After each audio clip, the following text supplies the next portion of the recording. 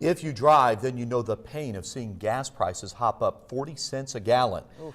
Well, how tough would it be to see them leap $5 in a short time? Propane customers know this headache too well this winter. A shortage and price hike have left several in the cold, quite literally.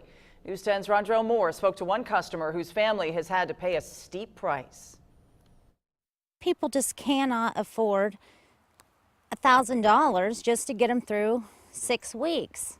When you look at this snowy backyard, it's hard to think of overheating, but customers like Jennifer Winchell are pretty fired up about what's been happening. I just didn't imagine that we would not have heat when it's below zero. She and her family have lived on propane for years, so the news of a shortage was a shock, especially because she found out after the jump. We actually ran out of gas, and I called, and usually it's about $2 a gallon this time of the year, and when I had called, it was over $5. Even worse, no one could get to her home immediately. In fact, it would take 2 weeks.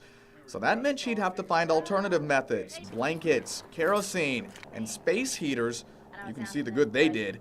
It's a big deal because I have 3 children in my house. We had a space heater catch fire while we had no heat. Are you serious? Yes. She figures when you add in all the costs, including the amount she paid for propane, it took $1,200 altogether just to heat her home for 2 weeks. But she had no choice. When she finally got more propane, there was some relief. It's unclear when prices will even out, but Winchell hopes we've seen the last of this debacle.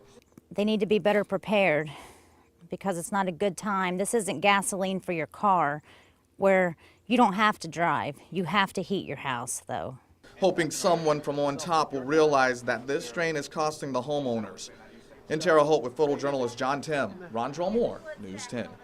The Indiana Attorney General's office is taking calls to help people whose propane supply has dwindled to 10% or who need help finding a supplier. That toll-free number can be found on our website, WTHI-TV.com.